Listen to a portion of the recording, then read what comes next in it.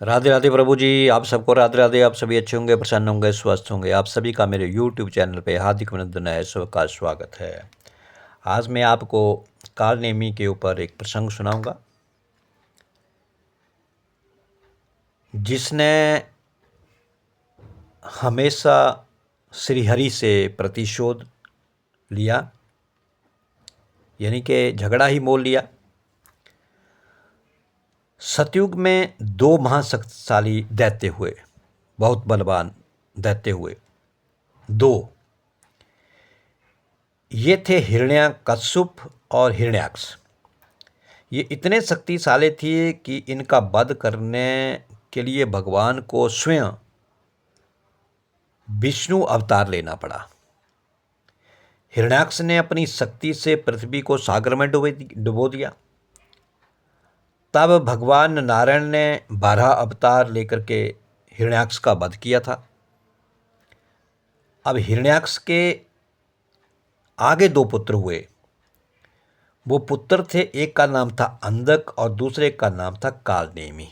ये है वो कालनेमी, जो उसके ही समान शक्तिशाली थे। वो हिरण्याक्ष की तरह ही शक्तिशाली थे।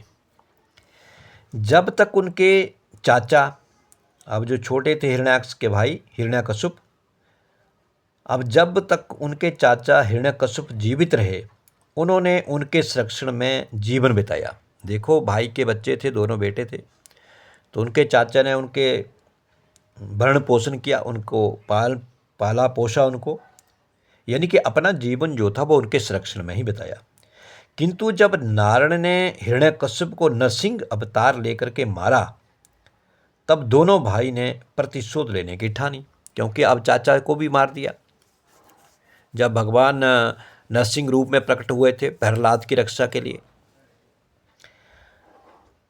अब जो भतीजे थे, जो अंदर का कालनेमी, उन्होंने देखा कि अब पहले हमारे पिताजी का वध कर दिया, हमारे पिताजी को मार दिया, हम अब हमारे चाचा जी को मार दिया गया। अब तो लाजमी है कि कोई भी हो, कैसा भी हो, तो वो तो बदला लेने की कोशिश करेगा। अब उन्होंने सोचा कि अब इनका बदला ले लिया जाएगा चाचा की मौत का। जब प्रतिशोध लेने की ठानी, अंधक अपनी महान शक्ति से मध्य में आकर के देवी पार्वती से धृष्टता कर बैठा। अपने अहंकार में, अपने घमंड में जो अंधक था, वो माता पार्वती से धृष्टता कर बैठा और महारुद्र के हाथों मारा गया। माता पार्वती के साथ कुछ ऐसी धृष्टता कर बैठा कि भगवान जब क्रोधित हुए महारुद्र, तो उनके हाथों वो मारा गया। तब कालनेमी ने महादेव से प्रतिशोध लेने हेतु अपनी पुत्री, अब देखो, अब ये है वो कालनेमी। प्रसंग सुनना, इसको बड़े ध्यान लगा करके सुनना। अब उसका भाई बचा कालनेमी, जो हिरण्यकश्यप का पुत्र था, वो बचा, क्योंकि अंधक तो मारा गया। तब कालनेमी ने महादेव से प्रतिशोध लेने हेतु, कालनेमी ने अपनी पुत्री, जिसका नाम था वृंदा, जिसे ये अवतार प्राप्त था कि उसके होते उसके पति की मृत्यु नहीं हो सकती। वृंदा को ये वरदान था कि जब तक आप सतीतब में रहोगी, पतिव्रत में रहोगी, आपके पति का बाल भी बांका नहीं होगा, आपके पति की मौत नहीं होगी। ये थी कालनेमी की बेटी वृंदा। उसका विवाह हुआ जलंधर नामक दैत्य से कर दिया गया। अब ये जलंधर कौन था? ये भी भगवान शिव का ही अंश था, जो जल के भीतर से पैदा हुआ था, इसलिए इसका नाम पड़ा था जलंधर। अब जलंधर के साथ वृंदा का विवाह कर दिया गया, जो महादेव का घोर शत्रु था। देखो, था तो वो भगवान शिव का ही अंश, लेकिन शिव का वो घोर शत्रु था जलंधर। अब इस वृंदा का विवाह कालनेमी ने कर दिया जलंधर से, जो महादेव का शत्रु था। तो हालांकि वृंदा का सतीत्व भी जलंधर को बचा नहीं सका था, और वो नारायण के छल के कारण भगवान शिव के हाथों वो मारा गया। जब कालनेमी को विष्णु के छल और अपनी पुत्री और जमाता के मृत्यु का समाचार मिला तो उसने नारायण से प्रतिशोध लेने की प्रतिज्ञा ठान ली। देखो, अब जलंधर तो मारा गया भगवान शिव के हाथों, क्योंकि भगवान विष्णु ने छल से उनकी पत्नी वृंदा के साथ छल कर दिया, उसके सततब को भंग करने की। भंग मतलब इसका मतलब ये नहीं है कि उसको छू लिया या कैसे भी, यानी कि उसके पति के रूप में बन करके जैसे भी आए भगवान श्री हरि नारायण जी, तो उसके साथ छल कर दिया। तो अब छल के कारण जो क्या हुआ, उसका पति धर्म जो था वो नष्ट हो गया, और इसी कारण जो था वो जलंधर जो था वो भगवान शिव के हाथों मारा गया। अब जब कालनेमी का वो जुमाई था, जमाता था, अब उसकी मृत्यु का समाचार जब कालनेमी को मिला तो कालनेमी ने अब श्री हरिनारायण से प्रतिशोध लेने की ये प्रतिज्ञा ले ली।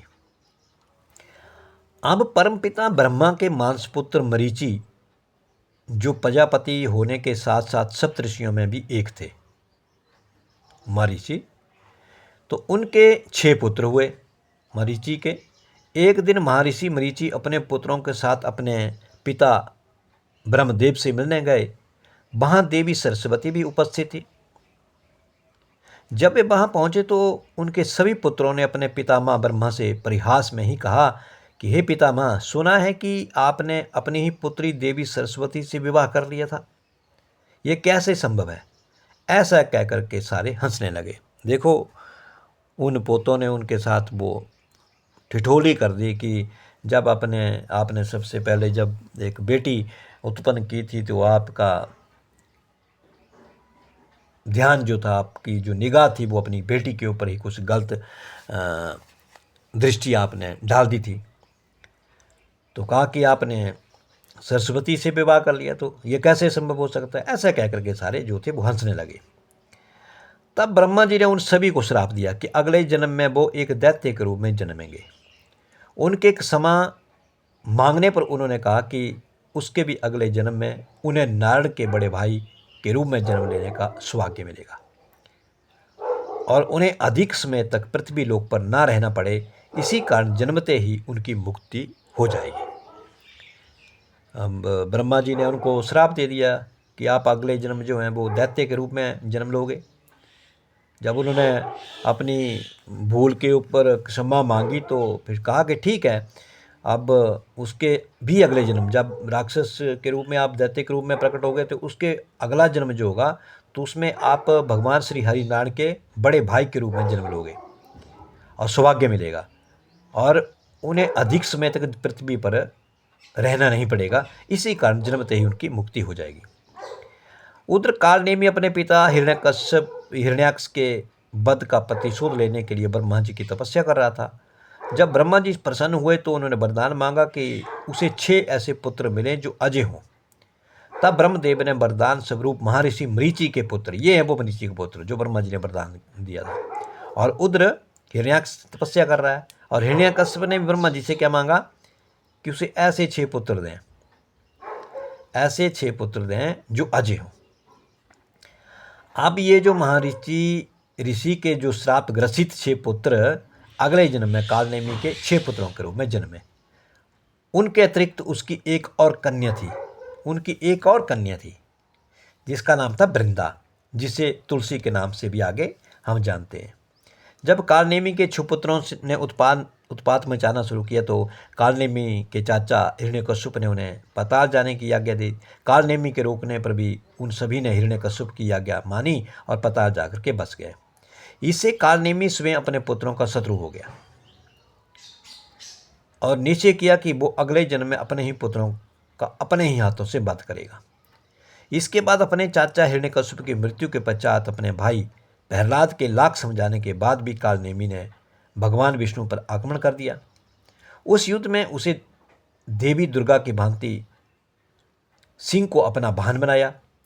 दोनों में घनघोर युद्ध हुआ और कहा जाता है कि उस युद्ध में कालनेमी ने भगवान विष्णु पर ब्रह्मास्त्र से प्रहार कर दिया, किंतु उससे नारायण को कोई हानि नहीं हुई।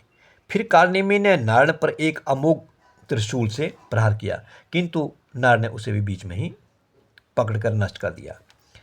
फिर उन्होंने अपने सुदर्शन चक्र से कालनेमी का अंत कर दिया।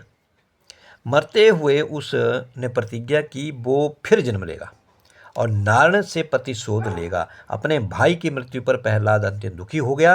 अंततः प्रहलाद की प्रार्थना पर भगवान विष्णु ने उसे आश्वासन दिलाया कि अगले जन्म में भी वही उसका वध करके उसे जीवन मरण के चक्कर से मुक्त कर देंगे। अब मथुरा के राजा उग्रसेन हुए। उग्रसेन अपनी पत्नी पद्मावती के साथ सुख के राज कर रहे थे।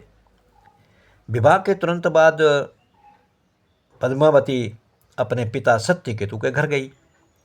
एक बार वो कुबेर का एक संदेश वाहक गंधर्व द्रुमिला, जिसका नाम था, सत्यकेतु से मिलने आया। इनके पद्मावती के पिता से मिलने आया। जब उसने पद्मावती को देखा तो उसके सौंदर्य पे वो मोहित हो गया। उसने छल से उग्रसेन का भेष बना लिया और पद्मावती से मिलने आया। पद्मावती ने उसे अपने पति समझ करके उसके साथ उसी प्रकार का व्यवहार करने लगी जैसे पति पत्नी का होता है। थोड़े दिनों के पश्चात उसके पुत्र के रूप में कालनेमी ने नारायण से प्रतिशोध लेने के लिए जन्म लिया। अब उसका नाम रखा गया कंस। देखो कैसे कैसे प्रभु लीला रचता है। और हर एक, भले वो दैत्य राक्षस कोई भी हो, उनके जो इच्छाएं होती है उनको वो पूर्ण भी करते हैं और फिर पूर्ण करने के उपरांत उनके साथ उनको मोक्ष भी देते हैं। अब यही वो कालनेमी जो था वो उग्रसेन के रूप में जैसे आया था, तो थोड़े दिनों के पश्चात उसने पुत्र के रूप में जन्म लिया और कालनेमी ने नारायण से प्रतिशोध लेने के लिए उसका नाम रखा गया कंस। उसके जन्म के पश्चात देवऋषि नारद ने पद्मावती को गंधर्व के छल के बारे में बता दिया, जिससे उसने अपने पुत्र से घृणा हो गई, माँ को घृणा हो गई। उसने अपने पति उग्रसेन को तो कुछ नहीं बताया, किंतु वो मन ही मन उसकी मृत्यु की कामना करने लगी। आगे चल करके कंस ने अपने पिता को कैद कर लिया, उग्रसेन को जेल में डाल दिया और स्वयं राजा बन बैठा। और कैद जो कर लिया तो ये जान करके देवकी उस संतान को जन्म देगी जो उसके वध का कारण बनेगा। देवकी जन्म देगी जो कंस की मौत का कारण बनेगा। संतान को जन्म देगी जो उसके वध का कारण बनेगा। उसे भी कारावास में डाल दिया गया। बाद में उसे पता चला कि देवकी की 8वीं संतान के रूप में भगवान विष्णु जन्म लेंगे, तो उसने उसे मारकर अपनी प्रतिज्ञा पूरी करने की ठानी। देवकी के पहले 6 पुत्रों के रूप में कालनेमी के 6 पुत्र जन्मे। अब ये जन्मे वो 6 पुत्र जो मरीचि के 6 पुत्र थे, ब्रह्मा जी ने जिनको श्राप दिया था। अब देवकी के पहले 6 पुत्रों के रूप में कालनेमी के 6 पुत्र जन्मे। अब कहा था ना उधर ब्रह्मा जी ने कि आप भगवान के बड़े भाई के रूप में प्रकट होंगे, पैदा होंगे, तो ये हुए वो 6 पुत्र जन्मे, जिन्हें मार करके कंस रूपी कालनेमी ने अपनी प्रतिज्ञा पूर्ण की। देवकी की 7वीं संतान सकर्षित हो, यानी कि वासुदेव की दूसरी पत्नी रोहिणी के गर्भ में चली गई, जिससे बलराम का जन्म हुआ। देवकी के गर्भ से उनकी जगह महामाया ने जन्म लिया, जिसने बताया कि देवकी की 8वीं संतान का भी जन्म हो गया है। अपना प्रतिशोध लेने के लिए कंस रूपी कालनेमी ने कृष्ण के कारण गोकुल के सभी बच्चों के वध का आदेश दिया। सैकड़ों बच्चे मारे गए, किंतु कृष्ण को कुछ नहीं हुआ। 16 वर्ष की आयु में कृष्ण ने अपने भाई बलराम के साथ कंस का वध करके संसार को उसके अत्याचारों से मुक्त कर दिया। इस प्रकार कालनेमी ने सतयुग से द्वापर तक नारायण का पीछा किया, किंतु प्रभु को कौन मार सका। हर बार उसे अपने प्राण गंवाने पड़े। कहते हैं कि कालनेमी ही द्वापर के अंत समय प्रत्येक रात्रि के रूप में उसे कलयुग के रूप में निकट ले जाता है। यहाँ तक कलयुग को भी कालनेमी का अवतार माना जाता है। ये भी मान्यता है कि अपना प्रतिशोध लेने के लिए ही कालनेमी कलयुग के रूप में जन्मा, ताकि इस युग में भी वो नारायण के कल्कि अवतार से प्रतिशोध ले सके। हालांकि अगर ये सत्य है तो हम जानते हैं कि इसका परिणाम क्या होगा। इसका परिणाम वही होगा जो बाकी कालनेमियों का हुआ, उनके पुत्रों का हुआ। तो आपको ये प्रसंग कैसा लगा, अवश्य लाइक करें और शेयर करें और मेरे चैनल को सब्सक्राइब करें। सबको राधे राधे।